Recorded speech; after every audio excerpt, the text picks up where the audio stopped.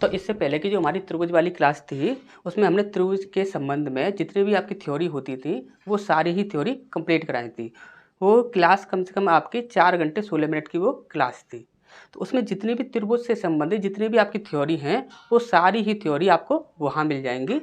और उसके बाद हमने आपको एक बात और बोली थी कि त्रिभुज से संबंधित अभी कुछ थ्योरी और भी बची हुई हैं, वो हम आपको अलग तरीके से कराएंगे। वो अलग तरीके से का मतलब क्या था कि वो जो थ्योरी होती हैं वो आपके यहाँ पर आती हैं, ठीक। तो वहाँ पर क्या होता है कि वो थ्योरी जो हमने पढ़ी थी वो आपकी अलग तरीके से पढ़ी थी। अब जो हम थ्योरी पढ़ने वाले हैं वो हम पढ़ने वाले हैं समरूपता में, ठीक। तो समरूपता की बात की जाए तो समरूपता में सबसे ज़्यादा जो इम्पोर्टेंट माना जाता है अब तक वो है थेल्स प्रमेय। थेल्स प्रमेय की बात की जाए तो कुछ स्टूडेंट्स ऐसे हैं जो एक बार में ही समझ जाते हैं थेल्स प्रमेय के बारे में, और कुछ स्टूडेंट ऐसे हैं जो कि थेल्स प्रमेय को एक बार में नहीं समझ पाते हैं। तो उन्हें ना समझने का कारण क्या होता है कि उनको एक बार में थ्योरी समझ नहीं आती है। हम आपको कुछ ऐसे पॉइंट बताएंगे कि उन पॉइंटों को पहले आपको समझना है। उन पॉइंटों को समझने के बाद जो आपकी थेल्स प्रमेय है उसको आप खुद ही अपने आप ही प्रूव करेंगे। उसमें कौन कौन से आपके जो फॉर्मूले बनेंगे और क्या क्या कंडीशंस बनेंगी, वो सारी ही कंडीशंस हमें आपको समझाने की आवश्यकता नहीं पड़ेगी, वो स्वयं आप खुद से ही कर लोगे। और समरूपता से संबंधित जो आपके प्रश्न हैं, जो आपके देखिए हाई लेवल के जो आपके एग्जाम पेपर होते हैं जैसे कि मेंस हुआ, सीजीएल मेंस हुआ, तो उनमें जो आपके प्रश्न पूछे जाते हैं वो सारे ही प्रश्न हम आपको ये थ्योरी कंप्लीट करने के बाद हम आपको कराने वाले हैं, ठीक। तो इससे संबंधित जितने भी आपके प्रश्न रहेंगे वो भी हम आप साथ में ही करेंगे। और साथ ही साथ हमें ये क्या करना है कि यहाँ पर समरूपता से संबंधित जितनी भी आपकी प्रॉपर्टीज़ होती हैं वो सारी प्रॉपर्टीज़ इन डिटेल में पढ़नी है, हमें कुछ भी छोड़ना नहीं है। क्योंकि जो एग्जाम में प्रश्न पूछे गए हैं वो काफ़ी हाई लेवल पर भी पूछे गए हैं और लो लेवल पर भी पूछे गए हैं। लेकिन जो हाई लेवल पर जो क्वेश्चन पूछे गए हैं उन्हें यदि आपको सॉल्व करना है तो आपको इन डिटेल में सारी ही चीज़ें आनी चाहिए। जब आप उन प्रश्नों को देखोगे तब आप इन बातों को खुद ही समझ जाओगे, ठीक। तो स्टार्ट करते हैं। तो हमारा आज का टॉपिक है समरूपता, जिसे हम कहते हैं सिमिलैरिटी, ठीक। इसके यदि साइन की बात की जाए तो इसका ये साइन होता है, आपको शायद पता ही होगा, ठीक। अब यहाँ पर सबसे पहला पॉइंट है हमारा, ऐसी दो आकृतियाँ, ध्यान से समझ लीजिएगा क्योंकि ये आपका काफ़ी very very most important point है। ऐसी दो आकृतियाँ जिनकी मापें समान हो या ना हो, ध्यान से समझ लीजिए, मापें समान हो या ना हो लेकिन उनकी आकृतियाँ समान होनी चाहिए। आकृतियाँ समान होने का मतलब ये है, यदि एक त्रिभुज है और यहाँ पर यदि एक चतुर्भुज है, एक त्रिभुज और एक चतुर्भुज, ये तो आपके समरूप नहीं हो सकते ना। क्यों? क्योंकि उनका रूप जो है वो अलग अलग है, उनकी आकृतियाँ जो हैं वो अलग अलग हैं। अब यहाँ पर यदि एक चतुर्भुज है, यहाँ पर दूसरा भी चतुर्भुज है, और यहाँ पर एक त्रिभुज है और दूसरा भी त्रिभुज है, यदि दोनों ही त्रिभुज हैं या दोनों ही चतुर्भुज हैं तब हम उन्हें बोल सकते हैं कि ये समरूप आकृतियाँ होंगी, ठीक। अब यहाँ पर बोला गया है कि जिनकी मापें समान हो या ना हो लेकिन उनकी आकृतियाँ समान होनी चाहिए। जैसे कि यदि हम यहाँ पर बोलें कि यदि जैसे कि हमने यहाँ पर एक त्रिभुज ये लिया, ठीक, यहाँ पर ये हमने एक त्रिभुज ले लिया और यहाँ पर ये हमने एक और त्रिभुज ले लिया, यहाँ पर ये हमने दो त्रिभुज ले लिए। अब हम बोल रहे हैं कि ये दोनों जो त्रिभुज हैं ये क्या हैं, आपके आपस में समरूप हैं। क्या हैं ये? आपस में आपके समरूप हैं। अब हम इन्हें समरूप कैसे बोल सकते हैं? अब ध्यान से समझिएगा, जिनकी मापें जो हों वो समान हो या ना हो। यदि हम यहाँ पर बोलें कि इसकी ये वाली जो भुजा है इसकी लंबाई आपकी 4 सेंटीमीटर है और इसकी लंबाई, ये वाली जो भुजा है इसकी लंबाई आपकी 3 सेंटीमीटर है, तो माप जो है वो तो आपकी समान नहीं है। यहाँ पर ये देखेंगे तो इसकी मान के चलिए ये 4 मीटर है और इसकी यहाँ पर 3 मीटर है, ठीक। इस प्रकार से हमने माना ये भुजा 4 मीटर है, ये भुजा 3 मीटर है, तो ये क्या समरूप हो सकते हैं? ये बिल्कुल समरूप हो सकते हैं। लेकिन जो कंडीशंस अप्लाई होंगी वो हम आगे देखेंगे। लेकिन आपको इतना याद रखना है कि यदि इनकी लंबाइयाँ जो हैं वो समान नहीं हैं फिर भी ये क्या होगा, ये समरूप होंगे, ठीक। इसके बाद नेक्स्ट पॉइंट है त्रिभुजों की समरूपता। सबसे ज़्यादा जो 90% जो प्रश्न पूछे जाते हैं वो आपके यहीं से पूछे जाते हैं कि त्रिभुज की समरूपता। तो इसे देखते हैं। सबसे पहला पॉइंट है हमारा, त्रिभुजों के समरूप होने के लिए उन पर दो नियमों का पूर्ण रूप से लागू होना अति आवश्यक होता है। ये आपके दो नियम जो हैं जो काफ़ी वेरी वेरी मोस्ट इंपॉर्टेंट नियम हैं त्रिभुज की समरूपता को पहचानने के लिए। इसके बाद आपके कुछ और नियम भी आते हैं, उनको भी हमें साथ ही साथ पढ़ना है। उनसे भी आपके प्रश्न जो होंगे वो सॉल्व करने में वो भी आपके मदद करते हैं, सबसे ज़्यादा वही मदद करते हैं और ये इनको आपको समझना अति आवश्यक है। ठीक, यदि आपने इनको नहीं समझा तो आप उनको नहीं समझ पाएंगे। ठीक, तो यहाँ पर देखेंगे हम सबसे पहला जो हमारा नियम है, सबसे पहला जो हमारा नियम है यहाँ पर बोला जा रहा है दोनों त्रिभुजों के संगत कोण बराबर होने चाहिए। संगत कोण बराबर होने चाहिए। जैसे कि यहाँ पर यदि हमने यहाँ पर एक ये त्रिभुज लिया और ये यहाँ पर हमने एक ये त्रिभुज लिया, अब देखेंगे आप तो यहाँ पर देखिए समरूप होने का मतलब ये नहीं है कि इसकी जो आकृति है और इसकी जो आकृति है वो आकृतियाँ तो एक समान होनी चाहिए, लेकिन मापों का मतलब ये भी होता है कि यदि आप इसे देखोगे तो ये आपका छोटा त्रिभुज है और इसे देखोगे तो ये आपका बड़ा त्रिभुज है। तो हम ये नहीं कह सकते कि यदि ये छोटा है और ये बड़ा है तो ये समरूप नहीं होंगे, ये भी आपस में समरूप होंगे। पॉइंट टू पॉइंट एक एक चीज़ को देखते जाइएगा। जैसे कि हमने बोला कि यहाँ पर हमारा पहला नियम है दोनों त्रिभुजों के संगत कोण बराबर होने चाहिए। जैसे कि इसका संगत कोण हुआ ये वाला, इसका संगत कोण हुआ ये वाला और इसका संगत कोण हुआ ये वाला। ठीक, अब यहाँ पर इसे हमने माना कि ये है आपका, मान के चलिए 60 डिग्री, तो ये भी क्या होगा, ये भी आपका 60 डिग्री होगा। ठीक, इसे बोला हमने ये है आपका 70 डिग्री, तो ये भी है आपका 70 डिग्री। इसे बोला हमने कि ये है आपका 50 डिग्री, तो ये भी होगा आपका 50 डिग्री। अब हम बोलेंगे कोण के आधार पर कि ये दोनों जो त्रिभुज हैं वो आपके समरूप हैं। ठीक, अब यहाँ पर आगे बढ़ते हैं। दूसरा जो आपका नियम है वो कहता है कि दोनों त्रिभुजों की संगत भुजाओं की लंबाइयाँ, ये ध्यान रखिएगा, ये पॉइंट आपका वेरी वेरी मोस्ट इम्पोर्टेंट है। यहाँ पर आकर काफ़ी लोग फंस जाते हैं कि यदि लंबाइयाँ समान दिखती हैं तो वो बोल देते हैं कि ये दोनों त्रिभुज समरूप होंगे, लेकिन ऐसा नहीं होता है। आप हमेशा ही याद रखिए कि दोनों त्रिभुजों की संगत भुजाओं की लंबाइयाँ समान हो या ना हो, लंबाइयाँ समान हो या ना हो, हमेशा ही आपको यदि समरूप देखना है तो उनके अनुपात समान होने चाहिए। क्या होने चाहिए, आपके अनुपात जो होंगे दोनों त्रिभुजों की जो आपकी संगत भुजाएं होंगी उनके हमेशा ही रेशियो समान होने चाहिए। ऐसा नहीं होना चाहिए कि उसकी लंबाइयाँ समान हैं। लंबाइयाँ समान होने से कोई भी त्रिभुज समरूप नहीं होंगे। सिर्फ और सिर्फ दोनों त्रिभुजों को यदि आपको देखना है कि ये दोनों त्रिभुज समरूप हैं या नहीं, तो आपको सिर्फ इतना ही देखना है कि उनकी जो भुजाएं हैं उनका रेशियो समान होना चाहिए, यानी कि दोनों त्रिभुजों की भुजाएं समानुपाती होनी चाहिए। जैसे यहाँ पर बोला हमने कि ये एक त्रिभुज है और यहाँ पर ये एक त्रिभुज है। हमने बोला ये है आपका ABC। ठीक, इसके बाद बोला हमने इसे बोल दिया XYZ। ये आपका एक त्रिभुज है ABC और ये आपका एक त्रिभुज है XYZ। अब आप यहाँ पर याद रखिए कि ये जो नियम है ये लागू कैसे होता है कि देखिए संगत भुजाएं, ये आपको पता होना चाहिए कि संगत भुजाएं कौन सी होंगी। जैसे कि हमने देखा था संगत कोण कौन से थे, तो ये वाला कोण और ये वाला कोण संगत था और ये वाला कोण और ये वाला कोण संगत कोण है, और इसी प्रकार से ये कोण और ये कोण संगत कोण है। ठीक, इसी प्रकार से यहाँ पर ए बी भुजा जो होगी वो XY भुजा की संगत भुजा होगी। ठीक, तो हम इनके रेशियो कैसे देखेंगे, जैसे कि ए बी जो भुजा है वो रेशियो किसके साथ समान होना चाहिए, XY के साथ। ठीक, इसी प्रकार से AC जो भुजा है इसका अनुपात किसके साथ समान होना चाहिए, तो XZ के साथ, XZ के साथ।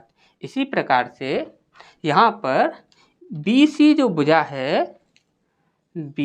भुजा है इसका रेशियो किसके साथ समान होना चाहिए, YZ के साथ। ठीक, तो YZ के साथ इसे आप बनाना सीख लीजिए, क्योंकि जब आप एग्जाम में प्रश्न सॉल्व करेंगे तब आपको ये बनाना 100% आना चाहिए, तभी आप प्रश्न सॉल्व कर पाएंगे, वरना नहीं कर पाएंगे। ठीक, तो हमेशा ही संगत भुजाएं क्या होंगी, ये भुजा संगत है, ये भुजा संगत है और ये भुजा संगत है। ठीक, अब यहाँ पर हम कह सकते हैं कि ये वाला नियम जो है हमारा यहाँ पर ये लागू होना चाहिए। ठीक, तो अब हम यहाँ पर कह सकते हैं कि ये दोनों जो त्रिभुज हैं वो आपके समरूप हैं।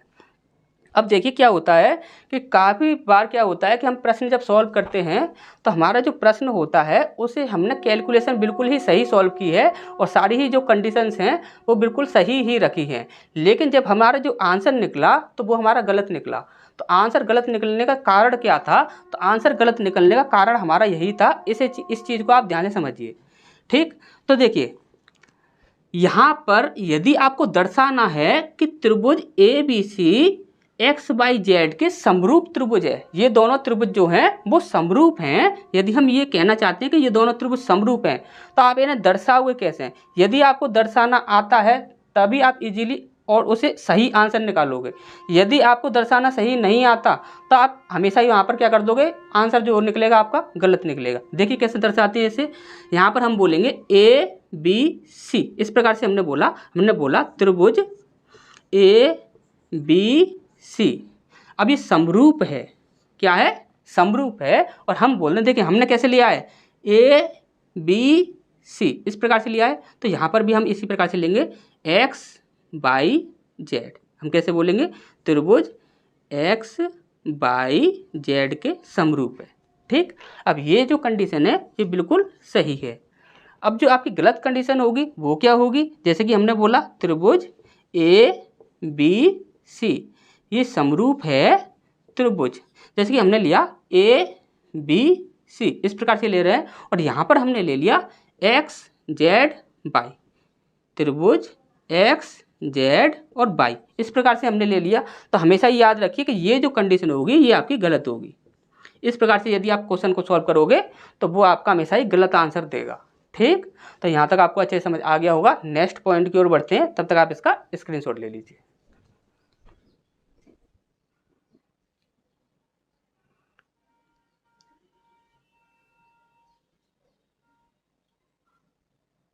इसके बाद नेक्स्ट पॉइंट है हमारा त्रिभुज की समरूपता को पहचानने के लिए ये 3 नियम जो हैं ये आपके वेरी वेरी मोस्ट इंपोर्टेंट की कैटेगरी में आते हैं।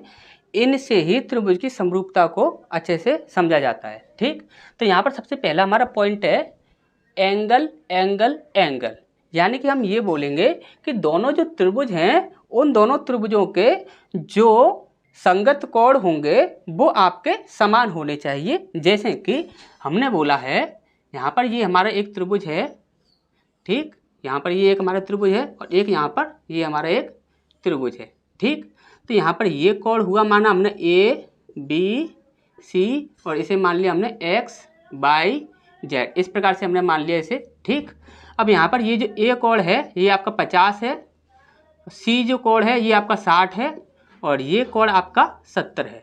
ठीक, इसी प्रकार से अब इसके संगत कोण जो होंगे वो क्या होंगे, तो संगत कोण होंगे आपके इस कोण के साथ संगत कोण होगा ये वाला, तो ये भी आपका 50 है और ये इसके साथ ये वाला संगत, तो ये आपका कितना है आपका 70 और ये कोण कितना है आपका 60।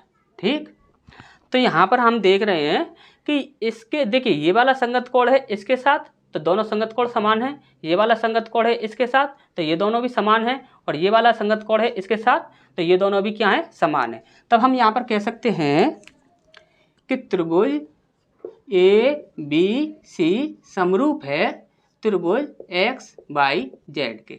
ठीक, इतनी सी बात आपको अच्छे से समझ आ गई होगी।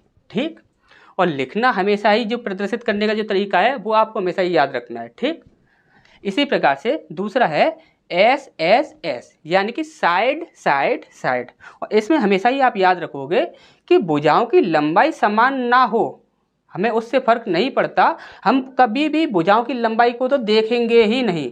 कभी भी आपको कुछ भी करना हो कभी भी तुक्का भी मत लगाना। अगर आपको भुजाओं की लंबाई दिख रही हो तो भुजाओं की लंबाई पर तो कभी भी तुक्का भी मत लगाना। आपको हमेशा ही क्या करना है कि भुजाओं की लंबाई की जो रेशियो हैं वो समान होने चाहिए, और रेशियो कैसे निकालते हैं वो हम आपको आगे बताएंगे। ठीक, यहाँ पर हमें सबसे पहले देखना है, जैसे कि यहाँ पर हमारा एक त्रिभुज है, ये हमारा त्रिभुज है ए बी सी और यहाँ पर ये हमारा एक त्रिभुज है जिसे हमने बोल दिया एक्स वाई और जेड। अब यहाँ पर क्या है आपका, यहाँ पर ये संगत भुजाएं हैं वो कौन सी हैं, ए बी का रेशियो समान होना चाहिए किसके, एक्स बाई के, एक्स बाई के।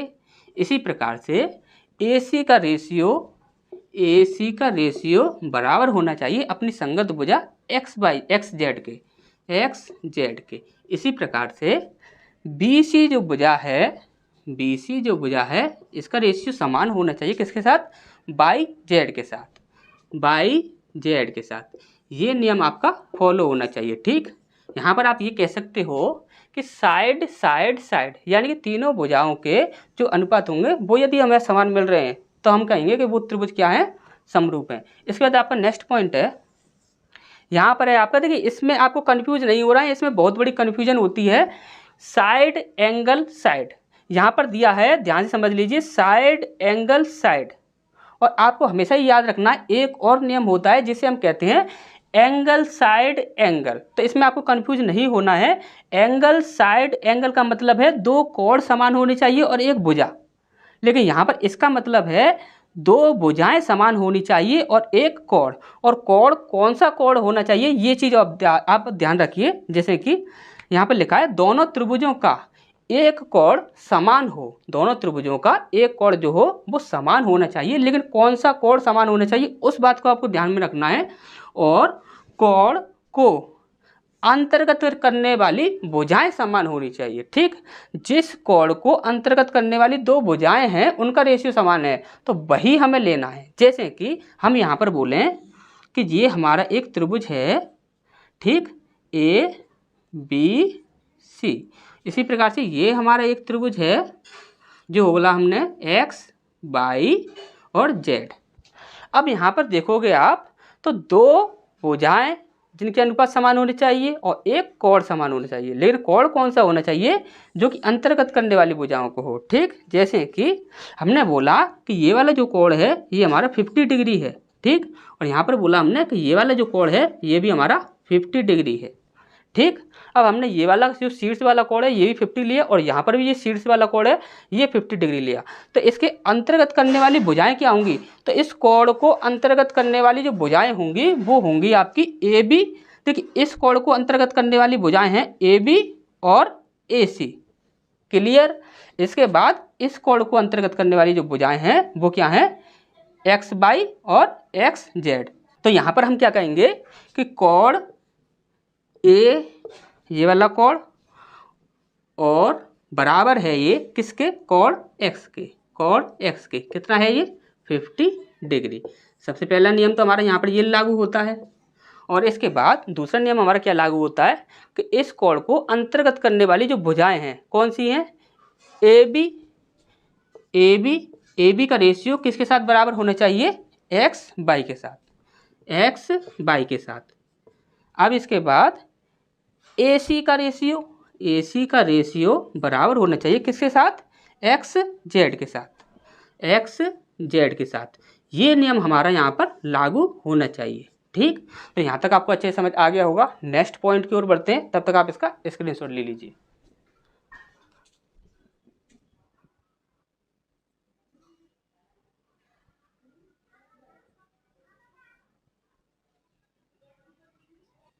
इसके बाद नेक्स्ट पॉइंट है हमारा, यहाँ पर इस पॉइंट को हमें देखना है इससे प्रश्न किस प्रकार से बनकर आएगा वो चीज़ देखिएगा। तो यहाँ पर देखिए कि जैसे कि यहाँ पर बोला गया है समरूप त्रिभुजों के क्षेत्रफल। यहाँ पर क्या होता है कि दो समरूप त्रिभुज दे दिए जाते हैं और उनकी कोई दो भुजाएं दे दी जाती हैं और उन दोनों भुजाओं को देने के बाद उनसे बोल दिया जाता है कि ये क्षेत्रफल है इनके। तो या तो आपसे क्षेत्रफल पूछा जाएगा किसी त्रिभुज का या फिर आपसे किसी भी त्रिभुज का भुजा पूछी जाएगी। ठीक, तो उसे कैसे हैंडल करना है उसे देखना है हमें। जैसे कि यहाँ पर माना हमने ये आपका एक त्रिभुज है, ठीक, ये आपका एक त्रिभुज है ए बी सी। और इसी प्रकार से हमने बोला कि यहाँ पर ये एक आपका त्रिभुज है, ठीक, ये मान लिया हमने एक्स बाई जेड। इस प्रकार से हमने ये त्रिभुज मान लिया। ठीक, अब यहाँ पर हमारा बोला क्या जा रहा है, दो समरूप त्रिभुजों के क्षेत्रफलों का अनुपात। याद रखिए दोनों त्रिभुजों का जो क्षेत्रफल होगा, तो क्षेत्रफल नहीं क्षेत्रफलों का अनुपात। ठीक, अनुपात उनकी संगत भुजाओं के अनुपातों के वर्ग के बराबर होता है। ठीक, तो इसे कैसे सॉल्व करना है, इसमें क्या होता है कि डायरेक्टली आपको एक फॉर्मूला लगाकर सीधा ही आंसर का कुछ क्वेश्चन का आंसर निकालना होता है और कुछ नहीं करना होता। सिर्फ आपको क्या होना है कि फॉर्मूला पता होना चाहिए। ठीक, तो यहाँ पर हम सबसे पहले देखेंगे तो जैसे कि हमने बोला त्रिभुज ए बी सी का क्षेत्रफल, ठीक, त्रिभुज ए बी सी का क्षेत्रफल ए बी सी, इसी प्रकार से लेंगे हम एक्स बाई जेड, त्रिभुज एक्स बाई जेड का क्षेत्रफल। अब ये रेशियो बन गए क्योंकि बट्टे में लगे हुए हैं तो ये रेशियो बन गए। अब ये बराबर होंगे, किसके बराबर होंगे, या तो देखिए आपकी जो भुजा दी गई होंगी उनको ही आपको लेना है। देखिए कोई भी भुजा दी जा सकती है, यहाँ पर ए बी दी हो तो एक्स बाई को लेना है, साथ में ए सी को दिया हो तो एक्स जेड को हमें लेना है, बी सी दी हो तो बाई जेड को हमें लेना है, ठीक। या तो हम देखिए यहाँ पर लेंगे, जैसे कि ए बी ले लिया हमने, ए बी भुजा ले ली तो इसकी आपकी संगत भुजा क्या होगी, संगत भुजा क्या होगी, तो ए बी की संगत भुजा होगी आपकी एक्स बाई, ठीक। इनका रेशियो हो गया। और यहाँ पर बोला क्या गया है कि अनुपातों के वर्ग के बराबर होता है, तो यहाँ पर ये जो रेशियो है, अनुपात जो है इसका क्या होगा, वर्ग के बराबर होगा, ठीक। ये चीज़ आपको समझ आ गई। त्रिभुज ए बी सी का क्षेत्रफल, उसका रेशियो किसके साथ, एक्स बाई जेड का रेशियो, ठीक, इन दोनों का रेशियो हो गया, बराबर होगा किसके, संगत भुजाएं कोई भी आप ले सकते हैं, ए बी ले ली, इसकी संगत भुजा एक्स वाई ले ली, इनका वर्ग करना जरूरी है, ठीक। अब यहाँ पर हम इसी प्रकार से लें तो दूसरा हो जाएगा आपका, ठीक, यहाँ पर त्रिभुज ए बी सी का एरिया अपॉन त्रिभुज एक्स बाई जेड का एरिया बराबर होगा किसके, हम यहाँ पर ये ले लें, ए सी ले लें, ए सी, और इसका रेशियो किसके साथ होगा, एक्स जेड के साथ, एक्स जेड के साथ होगा, और इनका क्या होगा, वर्ग करना होगा, ठीक। इसी प्रकार से यदि हम तीसरा बोलें तो तीसरा हो जाएगा जैसे कि त्रिभुज ए बी सी का क्षेत्रफल, ठीक, बट्टे त्रिभुज एक्स बाई जेड का क्षेत्रफल, ठीक, बराबर होगा किसके, ये भुजा ले ली, ये भुजा ले ली, अब इसके बाद बी सी, तो बी सी का रेशियो किसके साथ, बाई जेड के साथ, और इसका क्या होगा, स्क्वायर होगा, ठीक। तो आपको ये तीनों ही चीज़ें आपको अच्छे से समझ आ गई होंगी। देखिए है तो ये फॉर्मूला एक ही, लेकिन आपको बस कंडीशन देखनी है कि आपको भुजा कौन सी दी हुई है और उसी भुजा के संगत भुजा हमें लेनी होती है, ठीक। तो ये चीज़ आपको अच्छे से समझ आ गई होगी। नेक्स्ट पॉइंट की ओर बढ़ते हैं, तब तक आप इसका स्क्रीनशॉट ले लीजिए।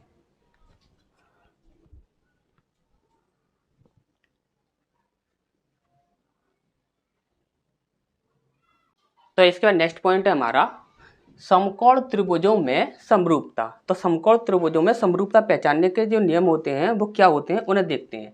जैसे कि यहाँ पर हमने एक समकोण त्रिभुज बनाया, जैसे कि यहाँ पर ये हमारा एक समकोण त्रिभुज है, जिसे हमने नाम दे दिया ए बी सी, इस प्रकार से हमने इसे ए बी सी नाम दे दिया। अब यहाँ पर बोला जा रहा है जब समकोण से कर्ण पर लंब डाला जाए, यानी कि आप अच्छे से समझते हो कि समकोण कहाँ है, यहाँ पर समकोण होगा, 90 डिग्री का एंगल जहाँ पर बनता है वही आपका समकोण होता है, ठीक।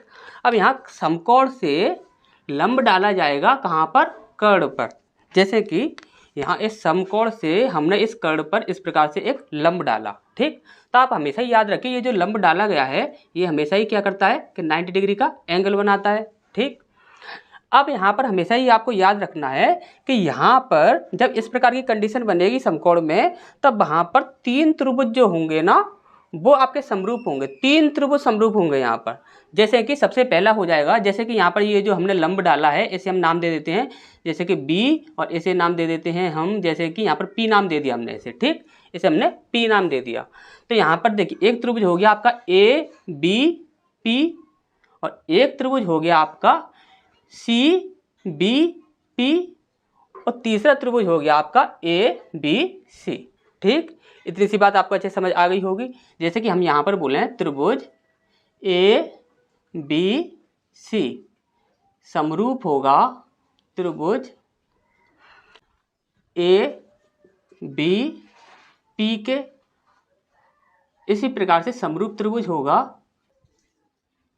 B P C, B P और सी। इस प्रकार से क्या होगा कि ये तीनों त्रिभुज क्या होंगे, ये समरूप होंगे। सबसे पहला पॉइंट आपका ये हो गया। अब यहाँ से जब प्रश्न बनता है तो आपको एक पॉइंट और याद रखना है, वो भी आपका काम आता है क्वेश्चंस को सॉल्व करने के लिए, और वो आपका यहाँ पर सबसे ज़्यादा मोस्ट इम्पोर्टेंट पॉइंट होने वाला है। जैसे कि अगर यहाँ पर बोला जाए, जैसे कि ऐसे एक समकोण त्रिभुज दे दिया जाए और इस प्रकार से यहाँ पर जब प्रश्न बनता है तो वहाँ पर देखिए, जैसे कि यहाँ पर आपसे बोल दिया जाए कि ये वाली भुजा इतनी है और ये वाली भुजा इतनी है, तो ये भुजा क्या होगी, इस प्रकार से पूछा जाए, या फिर आपसे पूछा जाए कि ये भुजा क्या होगी, तब आपको वहाँ पर हमेशा ही याद रखना है कि जैसे कि यहाँ पर ये बीपी जो भुजा है, बीपी जो भुजा होगी वो बराबर होगी किसके, एपी गुणा पीसी और ये रूट में। ठीक, ये पॉइंट आपको मोस्ट इंपोर्टेंट पॉइंट है, ये आपको याद रखना है। इसे प्रश्न कैसे बनता है और किस प्रकार से आपका प्रश्न बनकर आया है वो हम आपको आगे बताएंगे। ठीक, तो ये पॉइंट आपको हमेशा याद रखना है। ठीक, ये 2 पॉइंट हो गए यहाँ पर। अब यहाँ पर आपको दिया हुआ है, ये सेकंड पॉइंट है हमारा, 2 समकोण त्रिभुजों के कर्ण और कोई भी एक भुजा। यहाँ पर बोला गया है 2 समकोण त्रिभुज हों, जैसे कि यहाँ पर एक समकोण त्रिभुज यहाँ पर हमारा ये है, जैसे कि ये हमारा एक समकोण त्रिभुज है, इसे हमने नाम दे दिया ए, बी और सी। इसी प्रकार से यहाँ पर हमारा एक दूसरा समकोण त्रिभुज है।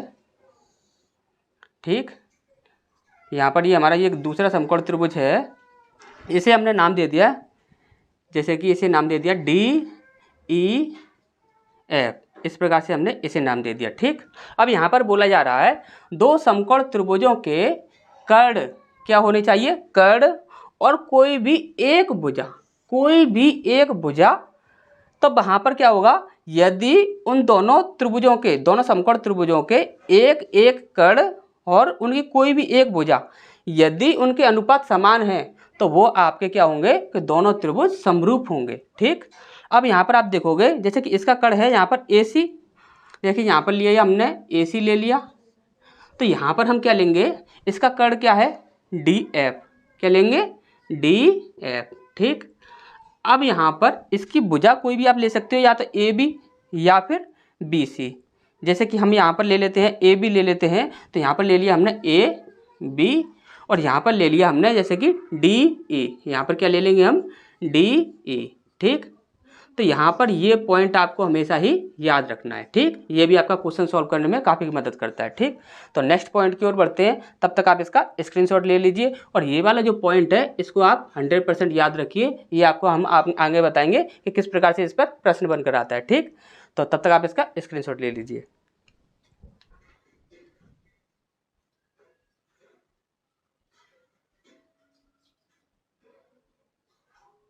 इसके बाद नेक्स्ट पॉइंट है हमारा जो सबसे ज़्यादा मोस्ट इम्पोर्टेंट है समरूपता में, जिसे हम कहते हैं थेल्स प्रमेय। ठीक, जिसे हम कहते हैं थेल्स थ्योरम। ठीक, तो ये जो है यहाँ से आपके काफ़ी ज़्यादा प्रश्न पूछे जाते हैं, तो इसे समझते हैं।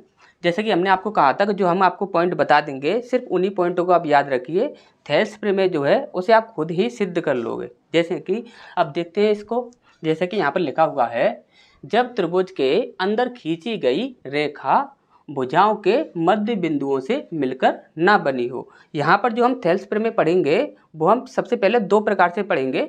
सबसे पहला कि जो हम, जैसे कि हमने यहाँ पर एक त्रिभुज बनाया, ये हमने एक त्रिभुज बना लिया और इस त्रिभुज में हम क्या कर रहे हैं कि देखिए अंदर खींची गई रेखा भुजाओं के मध्य बिंदुओं से मिलाकर ना बनी हो। यानी कि यदि देखिए यहाँ पर ये ए बी और सी, यहाँ पर ये ABC एक त्रिभुज है, तो इसकी ये जो भुजा है और ये जो भुजा है इसका मध्य बिंदु हम देखेंगे, तो यहाँ पर सेंटर हम देख लेंगे। ठीक, लेकिन हम क्या बोल रहे हैं कि मध्य बिंदुओं को मिलाकर रेखा ना खींची गई हो, तो यहाँ पर हम बोल देते हैं कि मध्य बिंदु को नहीं लेंगे हम। यहाँ पर जैसे कि यहाँ पर एक पॉइंट बना देते हैं और यहाँ पर एक पॉइंट बना देते हैं और इस प्रकार से यहाँ पर एक रेखा खींच देते हैं।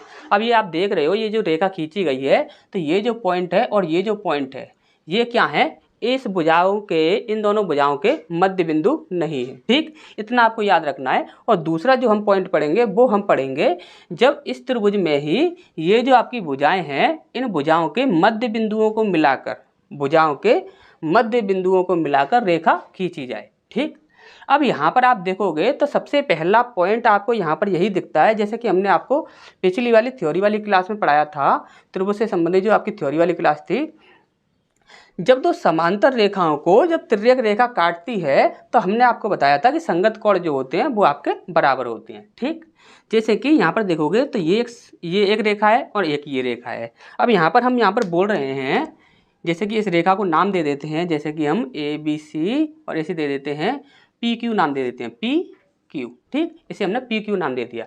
और यहाँ पर हमने बोला है कि जो PQ जो रेखा है, जो PQ रेखा है वो समांतर है BC रेखा के। तो PQ जो रेखा है वो समांतर है किसके?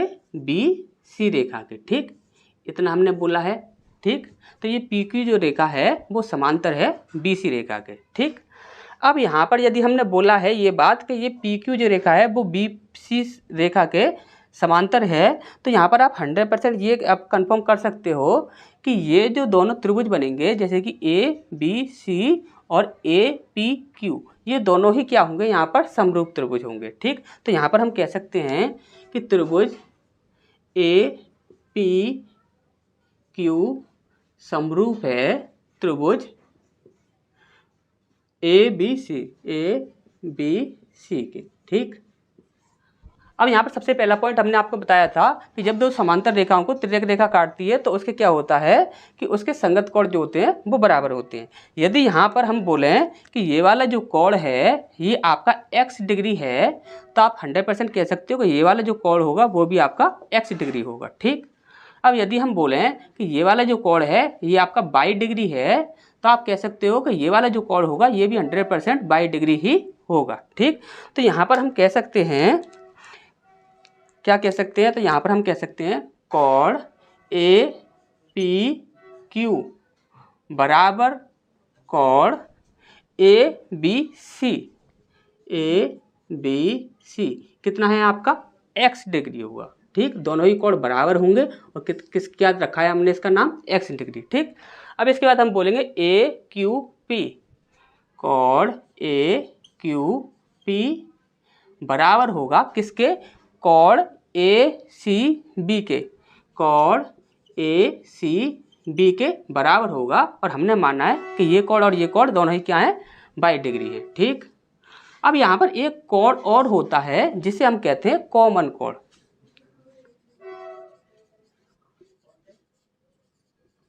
एक है आपका कॉमन एंगल, वो आपका क्या होगा?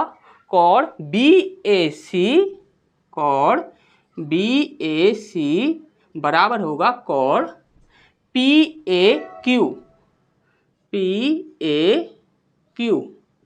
हम इसे मान लेते हैं, जैसे कि हमने माना ये है आपका x है, ये आपका y है, तो इसे हमने मान लिया कि ये जो कोण है ये आपका क्या है? z डिग्री है। ठीक, तो हमने इसे बोल दिया कि ये कोण क्या है? आपका z डिग्री है। ठीक, तो आपको ये 3 पॉइंट अच्छे से समझ आ गए होंगे।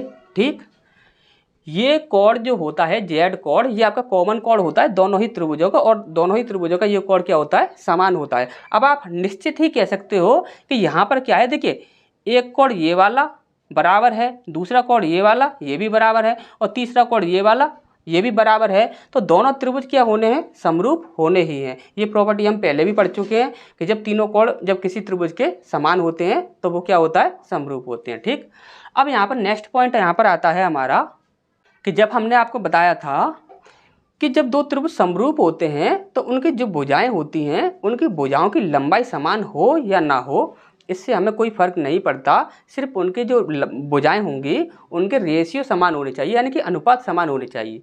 तो यहाँ पर इन दोनों के क्या होंगे? अनुपात भी समान होंगे। तो यहाँ पर हम कह सकते हैं, जैसे कि आप ध्यान से देखिए, यहाँ पर दो त्रिभुज हैं। एक त्रिभुज है ABC और दूसरा त्रिभुज है APQ। अब यहाँ पर हम यदि अगर समरूपता देखेंगे इन दोनों त्रिभुजों की, तो जो भुजाएं होंगी उनके रेशियो कैसे बराबर होंगे? सबसे पहला AP बट्टे, अब यहाँ पर ये वाला जो बड़ा वाला त्रिभुज होगा, देखिए छोटा वाला त्रिभुज हमने लिया सबसे पहले AP, अब बड़ा वाला त्रिभुज लेंगे तो AB। ठीक, इसे हम अलग से करके समझा देंगे, अभी फिलहाल आप इसी प्रकार से समझ लीजिए। जैसे कि अब दूसरा लेंगे तो क्या लेंगे? छोटा त्रिभुज AQ, तो यहाँ पर बड़ा त्रिभुज AC। इसी प्रकार से दोनों त्रिभुजों की एक ये जो रेखा है आधार, जैसे कि PQ क्यू अपॉन यहाँ पर क्या होगा बी सी। ठीक, तो ये चीज़ आपको समझ ना आई हो तो दोबारा से समझ लीजिए। यहाँ पर देखिए हमने बोला, देखिए दो त्रिभुज समरूप होंगे, ये यदि कोई त्रिभुज छोटा है और एक त्रिभुज बड़ा है इससे हमें फर्क नहीं पड़ता, सिर्फ उनका क्या होगा कि आकृति समान होनी चाहिए। आकार से हमें मतलब नहीं है कि आकार किसी का छोटा है या बड़ा है, सिर्फ आकृति समान होनी चाहिए। अब यहाँ पर इस चीज़ को ध्यान से देखें तो आप यहाँ पर देखिए, ये यहाँ पर एक त्रिभुज है हमारा, जैसे कि हमने यहाँ पर एक त्रिभुज बनाया ए पी क्यू, और इसी प्रकार से हमने दूसरा त्रिभुज बना लिया ए बी सी। अब देखिए यहाँ पर ये जो दोनों त्रिभुज हैं वो यही त्रिभुज हैं, ये ए पी क्यू और ये ए बी सी, ये ए बी सी, ये बड़ा वाला बना दिया। अब हमने समरूपता पहले आपको बताई थी, जब भुजाओं से समरूपता देखते हैं तो कैसे देखते हैं। यहाँ पर देखा हमने कि ए पी, तो यहाँ पर क्या लेंगे ए बी, इसी प्रकार से ए पी ए बी। ठीक, इसी प्रकार से ए क्यू तो ए सी, ए क्यू तो ए सी, इसी प्रकार से पी क्यू तो P B C, P Q तो बी सी। ठीक, तो इसी प्रकार से हमने रखा है। यहाँ पर देखेंगे तो कंफ्यूज नहीं होना है, दोनों को यदि आप अलग करके देखोगे तो भी आप अच्छे से समझ गए होंगे। वैसे एक साथ रखते हैं तो काफ़ी लोग कंफ्यूज हो जाते हैं। ठीक, इसलिए हमने आपको इस प्रकार से भी समझा दिया है। ठीक, तो यहाँ तक आपको अच्छे से समझ आ गया होगा। नेक्स्ट पॉइंट की ओर बढ़ते हैं, तब तक आप इसका स्क्रीनशॉट ले लीजिए।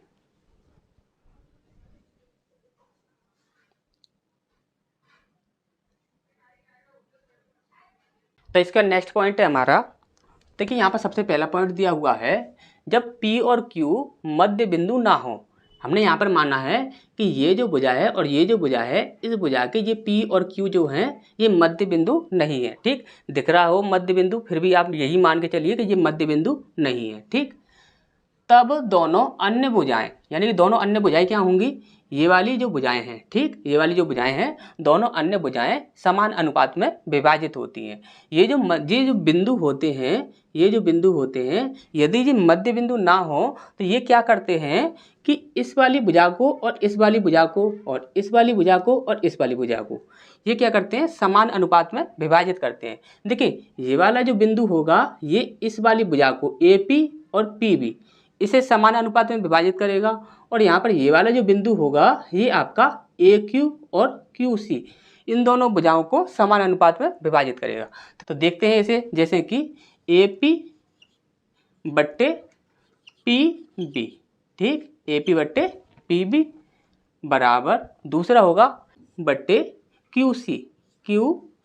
ठीक, इतना आपको अच्छे से समझ आ गया होगा, और यहाँ पर इस भुजा का कोई भी रोल नहीं है। ठीक, अब यहाँ पर दूसरा पॉइंट दिया हुआ है, इसी से संबंधित दूसरा पॉइंट है ये आपका, जब पी क्यू बिंदु दोनों भुजाओं को एक ही अनुपात में बांटते हैं, जैसे कि यहाँ पर हमने बोला था कि एक ही अनुपात में बांटेंगे, तो यहाँ पर जब एक ही अनुपात में बांटें तब पी क्यू भुजा, ये जो आपकी पी क्यू भुजा है, तीसरी भुजा बी सी, तीसरी भुजा ये हो गई आपकी बी सी के समांतर होती है। तो यहाँ पर बोला क्या गया है, यदि यहाँ पर ए पी बट्टे पी बी बराबर ए क्यू बट्टे क्यू सी, यदि ये आपके समान अनुपात में हैं तब यहाँ पर क्या होगा, तब पी क्यू समांतर होगी किसके, बी सी के। बस ये आपका एक छोटा सा पॉइंट था। ठीक,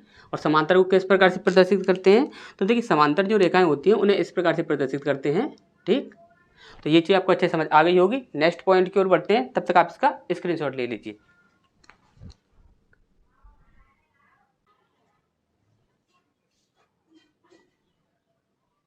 तो इसके बाद नेक्स्ट पॉइंट है हमारा, देखिए यहाँ पर क्या होता है कि यदि क्षेत्रफल की गणना की बात आती है तो यहाँ पर दो प्रकार के क्षेत्रफल हमसे यहाँ पर पूछे जाते हैं।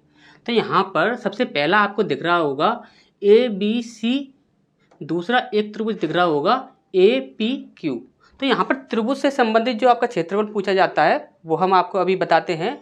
साथ ही साथ आपको दूसरा एक और क्षेत्रफल पूछा जाता है, वो क्या होता है कि यहाँ पर देखिए आपको एक त्रिभुज दिख रहा है ए बी सी और दूसरा त्रिभुज दिख रहा है ए पी क्यू। अब यहाँ पर आपको एक चतुर्भुज भी दिख रहा होगा, जैसे कि हम कहें पी बी सी क्यू, ये आपका एक चतुर्भुज भी दिख रहा होगा। तो आपका यहाँ पर देखिए त्रिभुज से संबंधित भी क्षेत्रफल पूछा जाता है और आपका यहाँ पर चतुर्भुज से संबंधित भी क्षेत्रफल पूछा जाता है। तो यहाँ पर हमें दोनों ही क्षेत्रफल देखने हैं। तो देखिए ध्यान से देखिएगा। तो सबसे पहला यदि हम यहाँ पर त्रिभुज के क्षेत्रफल की बात करें तो यहाँ पर जैसे कि त्रिभुज ए बी सी का क्षेत्रफल बट्टे त्रिभुज ए पी क्यू का क्षेत्रफल, इनका रेशियो बराबर किसके होता है। तो हमने आपको पहले ही बताया था कि या आप देखिए कोई भी भुजा ले लीजिए, जो भुजा आपके एग्जाम में जो प्रश्न में दी हुई होगी उसी की जो आपकी संगत भुजा होगी वही आपको लेनी है। जैसे कि ए बी भुजा लेते हैं हम, ए बी भुजा, तो इसका रेशियो किसके साथ लेंगे, ए पी भुजा के साथ, ए पी, ठीक। और इनका हमें क्या करना है, स्क्वायर करना है, ठीक। या फिर हमें ये भुजा नहीं दी हुई है, यदि यहाँ पर ये वाली भुजा इनमें से ए क्यू दी हुई है या फिर आपकी ए सी दी हुई है, तो यहाँ पर हम क्या करेंगे, ए सी बट्टे ए क्यू का होल स्क्वायर। या फिर आपकी इनमें से कोई भुजा दी हुई है पी क्यू और बी सी में से, तब आप क्या करोगे, या बी सी बट्टे पी क्यू का होल स्क्वायर। इस प्रकार से हम कर देंगे। तो यहाँ पर देखिए आपके दोनों ही त्रिभुजों का जो क्षेत्रफल होगा वो आप आसानी से ज्ञात कर सकते हो। अब यहाँ पर यदि चतुर्भुज के क्षेत्रफल की बात की जाए, जैसे कि हम यहाँ पर बोले हैं चतुर्भुज पी क्यू सी बी का क्षेत्रफल, ठीक। यदि इसके क्षेत्रफल की बात की जाएगी तो देखिए आपको जो भी भुजा दिख रही हैं उनमें से आपको क्या करना है कि बड़ी भुजा के रेशियो में से छोटी भुजा का रेशियो जो होगा वो माइनस करना है। इतना आप माइनस कर दोगे तो ये आपका चतुर्भुज का क्षेत्रफल जो होगा उसका रेशियो निकल आएगा। जैसे कि हम यहाँ पर बोलें तो हम कैसे बोलेंगे, यदि हमें ये भुजा लेनी है ए बी, तो यहाँ पर लेंगे हम ए बी का स्क्वायर माइनस हम क्या करेंगे, ए पी का स्क्वायर, ए पी का स्क्वायर, इसको हम माइनस कर देंगे तो जो हमारा चतुर्भुज का जो क्षेत्रफल होगा उसका रेशियो निकल आएगा। यदि हमने ये भुजा जो ली है इनके स्थान पर यदि इनमें से कोई भुजा दी हुई हो तो हम इस प्रकार से कर सकते हैं, या इसकी जगह पर हम रखेंगे ए सी का स्क्वायर माइनस ए क्यू का स्क्वायर, ठीक। या फिर हम रखेंगे यहाँ पर बी सी का स्क्वायर माइनस पी क्यू का स्क्वायर, ठीक। इस प्रकार से ये हमें माइनस जरूर करना है, ठीक। तो ये चीज़ आपको अच्छे से समझ आ गई होगी। नेक्स्ट पॉइंट की ओर बढ़ते हैं और नेक्स्ट पॉइंट हमारा क्या होगा, जब ये जो दो बिंदु हैं, ये वाले जो बिंदु हैं, ये दोनों बिंदु इन भुजाओं के, ये जो ए बी भुजा है इसका मध्य बिंदु होगा ये पी और ए सी जो भुजा है इसका मध्य बिंदु होगा क्यू। जब ये मध्य बिंदु हो तब किस प्रकार की कंडीशन बनती है उसे देखते हैं।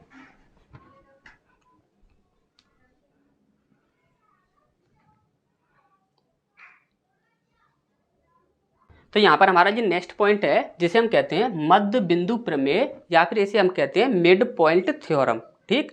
मिड पॉइंट थ्योरम या मध्य बिंदु प्रमेय।